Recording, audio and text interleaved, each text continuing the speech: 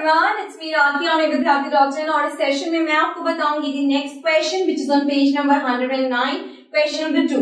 So question is a train is traveling at a speed of 90 km per hour. Brakes are applied so as to produce a uniform acceleration of minus 0.5 meter per second square. Find how far the train will go before it is brought to rest. Question क्या है? एक train जो है वो भाग रही है कितनी स्पीड से? 90 किलोमीटर पर आवर की स्पीड से ट्रेन भाग रही है. एकदम से उसमें ब्रेक लगा दिए जाते हैं so as to produce acceleration of minus 0.5 metre पर second square. Train 90 kilometre per hour की स्पीड से जा रही है, उसमें हमने ब्रेक लगा दिए और एक्सेलरेशन जो है ट्रेन की वो हो गई माइनस 0.5 मीटर पर सेकेंड स्क्वायर. हमें बताना है कि ब्रेक लगाने के बाद ट्रेन कितनी दूरी तक जाएगी और जाकर रुक जाएगी.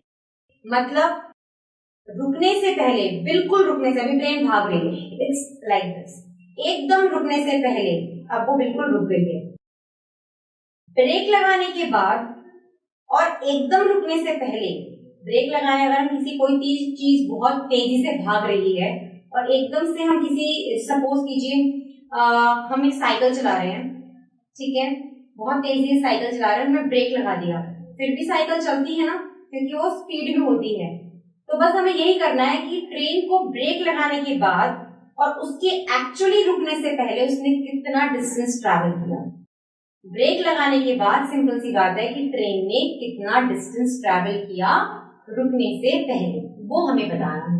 ठीक है, एक छोटी सी चीज बता दूं एक्सेलरेशन के बारे में. What is acceleration? Acceleration is change in velocity of the object per unit time. किसी ऑब्जेक्ट की वेलोसिटी का चेंज होना इन अ गिवन टाइम ड्यूरेशन, या फिर टाइम के साथ साथ किसी ऑब्जेक्ट की वेलोसिटी में चेंज होने को हम कहते हैं एक्सेलरेशन. यहां पर एक्सेलरेशन नेगेटिव दे रखा है. देखिए, अगर एक्सेलरेशन पॉजिटिव होता तो इसका मतलब ये था कि वेलोसिटी में बढ़ावट आ रही है. That means there is increase in velocity, मतलब वेलोसिटी इंक्रीज कर रही है. अगर एक्सेलरेशन पॉजिटिव होता तो इसका मतलब ये है कि वेलोसिटी बढ़ रही है, इंक्रीज हो रहा है वेलोसिटी. एक्सेलरेशन यहाँ नेगेटिव दिया हुआ है, उसका मतलब ये है कि there is decrease in velocity, velocity घट रही है. ठीक है, अगर एक्सेलरेशन पॉजिटिव है इसका मतलब ये है कि टाइम जैसे जैसे बढ़ रहा है, जैसे जैसे टाइम इंक्रीज हो रहा है, वैसे वैसे वेलोसिटी में भी इंक्रीज हो रहा है. अगर एक्सेलरेशन पॉजिटिव है. अगर एक्सेलरेशन नेगेटिव है इसका मतलब ये है कि टाइम तो इंक्रीज हो रहा है, अभी 1 घंटा, फिर 2 घंटा, फिर 3 घंटा, लेकिन सपोज कीजिए अभी फर्स्ट आवर के अंदर वेलोसिटी है 50 किलोमीटर पर आवर, लेकिन दूसरे घंटे के अंदर वेलोसिटी हो गई 30 किलोमीटर पर आवर, तीसरे घंटे में वेलोसिटी हो गई 20 किलोमीटर पर आवर. तो क्या हो रहा है? जैसे जैसे टाइम बढ़ रहा है वेलोसिटी घट रही है. उस केस में एक्सेलरेशन नेगेटिव होगा. इस केस के अंदर जब ट्रेन 90 किलोमीटर पर आवर की स्पीड से चल रही थी तो ब्रेक लगा दिए गए. अब जिस भी चीज में हम ब्रेक लगा देंगे उसकी क्या होगी? स्पीड घटेगी, मतलब वेलोसिटी घटेगी. वेलोसिटी के घटने का मतलब क्या है? एक्सेलरेशन नेगेटिव आएगा. बात क्लियर हो गई? बस अब हम करते हैं क्वेश्चन को सॉल्व. देखिए, इनिशियल वेलोसिटी क्या दे रखी है हमें? इनिशियल वेलोसिटी क्या दी हुई है हमें इनिशियल वेलोसिटी दे रखी है 90 किलोमीटर पर आवर. इस 90 किलोमीटर आवर को सबसे पहले हम चेंज करते हैं मीटर पर सेकेंड के अंदर, और जब हम किलोमीटर पर आवर को मीटर पर सेकेंड में चेंज करते हैं तो हम क्या करते हैं? 90 into 1000 divided by 3600. 1 kilometre is equals to 1000 metre and 1 hour is equals to 3600 seconds. तो ये मीटर पर सेकेंड हो गया. ठीक है, इसको आप जब कैंसिल आउट करेंगे, 2 0 से 2 0 गई, it is 5 over here, 18 over here, 2 5s and 2 18s up. Am I going correct? Yes. अब 18 1s and 18 5s up. 18 5s क्या होता है? 90 होता है. 5 5s 25. तो 25 मीटर पर सेकेंड. तो 90 किलोमीटर पर आवर को मैंने चेंज किया, मैं 90 किलोमीटर पर आवर को चेंज किया मीटर पर सेकेंड में, और आंसर आया 25 मीटर पर सेकेंड. अब बात करते हैं फाइनल वेलोसिटी की. देखिए फाइनल वेलोसिटी जो है ट्रेन की वो 0 होगी, क्योंकि एट द एंड ट्रेन जो है वो रेस्ट पे आ जाएगी. बिल्कुल एंड के अंदर ट्रेन जो है वो रेस्ट पे आ जाएगी, और जब ट्रेन बिल्कुल खड़ी है, कुछ मूवमेंट नहीं हो रहा है, उस टाइम उसकी वेलोसिटी 0 होगी. और इस केस में इनिशियल वेलोसिटी 90 किलोमीटर पर आ रही है क्योंकि ट्रेन चल रही है. फाइनली ट्रेन की वेलोसिटी 0 हो जाएगी, तो फाइनल वेलोसिटी हो गई 0 मीटर पर सेकेंड. एक्सेलरेशन हमें दे रखा है -0.5 मीटर पर सेकेंड स्क्वायर.